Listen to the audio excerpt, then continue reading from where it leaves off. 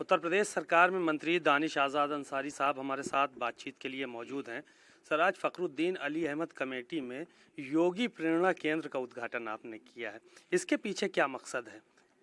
Fakhruddin Ali Ahmad committee योगी प्रेरणा केंद्र, इसका मकसद बताइए। देखिए, हमारा देश, हमारा हिंदुस्तान, हमारा भारत एक गंगा जमुनी का तहजीब का देश है और हर जाति धर्म मज़हब के लोग यहाँ प्रेम और विश्वास और विकास के भाव से रहते हैं। आज हम लखनऊ के इस फ़खरुद्दीन अली अहमद मेमोरियल कमेटी, जो कि हमारे भाषा विभाग के अंतर्गत आता है, उसके सभागार में मौजूद हैं और योगी प्रेरणा केंद्र का आज हमने उद्घाटन किया।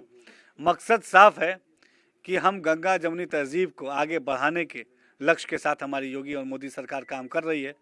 जिस तरीके से उर्दू भाषा के तरक्की के लिए, इसके विकास के लिए हमारी सरकार ने काम किया और जिस तरीके से फ़खरुद्दीन अली अहमद कमेटी के माध्यम से उत्तर प्रदेश ही नहीं, देश भर के जो हमारे उर्दू लिटरेचर में आगे पढ़ने वाले हमारे जो नौजवान हैं, उनको प्रोत्साहित करने का काम हमारी सरकार करती है। ये अपने आप में एक बहुत ही अभूतपूर्व काम है और निश्चित तौर पे हमारी सरकार के सकारात्मक नीतियों से आज समाज के तमाम वर्गों को लाभ मिल रहा है। ख़ास तौर पे नौजवानों को अच्छी तालीम और उनको रोज़गार से, उनको साहित्य लिटरेचर से जोड़ने का काम हमारी सरकार कर रही है। हमारे साथ यहाँ पे इस कमेटी के चेयरमैन तुरैज़ ज़ैदी साहब भी हैं, हमारे अपर मुख्य सचिव जितेंद्र जी भी हैं और हम सबका सम्मिलित प्रयास है कि माननीय प्रधानमंत्री जी और माननीय मुख्यमंत्री जी के नेतृत्व में हम एक सशक्त समाज का निर्माण करें। सर, एक सवाल और था। शारिब गोशाए शारिब भी यहाँ पे बनाया गया है और एक घोषणा आपने की है कि हम गोल्ड मेडल देंगे, ये किस तरह से इसको क्रियान्वित किया जाएगा? देखिए, तमाम जगह देश भर से हमारे यहाँ ऑनलाइन एप्लीकेशंस आते हैं। जो उर्दू में पीएचडी करते हैं या जो उर्दू में जिन्होंने अच्छे नंबर अचीव किए, वो जब अप्लाई करेंगे तो उनको हम गोल्ड मेडल देते हैं। तो एक गोल्ड मेडल का नाम हम उनके नाम पे करेंगे और निश्चित तौर पे जो उनकी सोच थी, जो उनके थॉट्स थे, जो उनका लिटरेचर था, इसके बारे में नौजवानों को समझने की, जानने की ज़रूरत है। और गंगा जमुनी तहजीब के अभी हमारे सचिव साहब ने बताया कि उन्होंने एक पुरोधा थे, उन्होंने इस गंगा जमुनी तहजीब को, भाईचारे को आगे बढ़ाने का काम किया। तो निश्चित तौर पे उनके बारे में जो हम देश के नौजवान समझेंगे, जानेंगे, उनके बारे में पढ़ेंगे, उनके जज्बातों को, उनके ख्यालातों को समझेंगे, तो और उनके जो चरित्र निर्माण में ये और उनकी सकारात्मक भूमिका, तमाम चीज़ें निभाएगी। एक आखिरी सवाल और ले लीजिए, थोड़ा पॉलिटिकल है ये, यहाँ से हटके।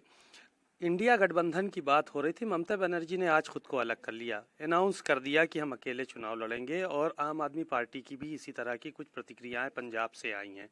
उत्तर प्रदेश में गठबंधन हो नहीं पाया है।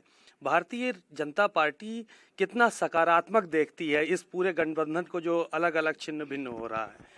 देखिए, सबसे पहले जो इंडिया अलायंस गठबंधन की बात तमाम विपक्षी दल कर रहे हैं, उसका सबसे पहला फैक्टर तो जनता में इंडिया अलायंस गठबंधन के प्रति कहीं कोई पॉजिटिव अप्रोच नहीं है। जनता ने एक सिरे से इंडिया अलायंस गठबंधन को नकार दिया है।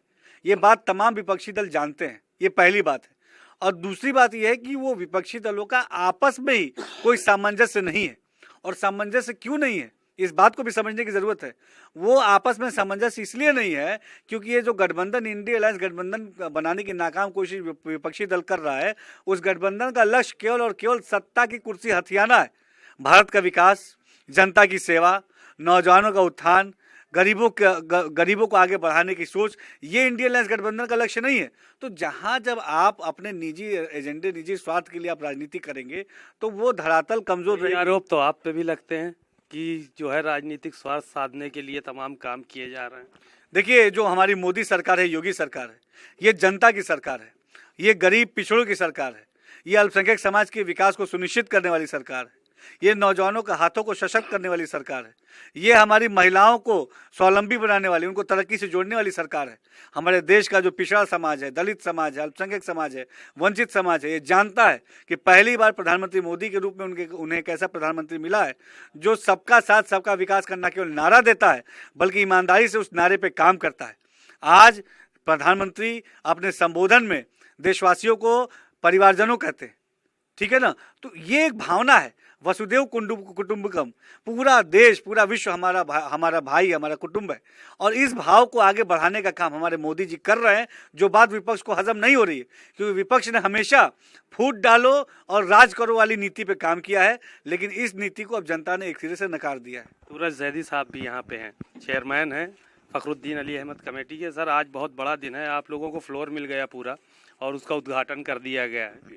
फ़खरुद्दीन अली अहमद कमेटी अपर मुख्य सचिव भाषा आदरणीय जितेंद्र जी का हृदय से आभार व्यक्त करती है कि उनके दिशा निर्देशन में फ़खरुद्दीन कमेटी पूरे काम कर रही है अपने जो गवर्नमेंट की स्कीम से, और उससे बढ़ के कुछ काम कर रही है। यकीनी तौर पर हमारे पास उतना धन नहीं है, लेकिन योगी जी की प्रेरणा से हम लोग को एक प्रेरणा मिलती है कि हम अपने समाज को क्या अच्छा दे सकते कह हैं। तो रहे हैं धन देंगे। देखिए, हम बगैर धन के भी काम कर रहे हैं और कर रहे हैं। आज हमारे पास पूरे हिंदुस्तान से ये एक रिकॉर्ड है कि जब हमने अभी 1 जनवरी को माननीय दानिश आज़ाद जी अंसारी जी के हाथों से लोगों को 20-20 हज़ार रुपए की स्कॉलरशिप दी, अपने आप में एक कीर्तिमान स्थापित किया। नहीं, दो तीन जो है उद्घाटन हुए हैं। एक शारिफ रुदौलवी के नाम से गोशा स्थापित किया है और योगी प्रेरणा केंद्र बनाया है। तो ये सब चीज़ें दिमाग में कहाँ से आई कि इन सब चीज़ों पर फोकस करना चाहिए? देखिए, योगी जी ही हम लोग की प्रेरणा का केंद्र है, तो उन्हीं की प्रेरणा से इस केंद्र को हमने उनको समर्पित किया है। और शारिफ रुदौलवी साहब उर्दू अदब की एक वो सिग्नेचर है जिनको आज कोई भुला नहीं सकता, उनकी यादें हमारे दिलों में। ये हाल आज जो लाइब्रेरी कॉन्फ्रेंस हाल, ये उनको समर्पित किया है। शुक्रिया बहुत बहुत। आपने सुना दानिश आज़ाद अंसारी साहब और तूरज जैदी साहब, दोनों को सुना आपने। बहुत सारी बातें कहीं और कहा कि हम लोग इस फ़खरुद्दीन अली अहमद कमेटी को लगातार आगे बढ़ाएंगे। कैमरामैन रोहित गुप्ता के साथ सीमा अब नकवी, भारत समाचार, लखनऊ।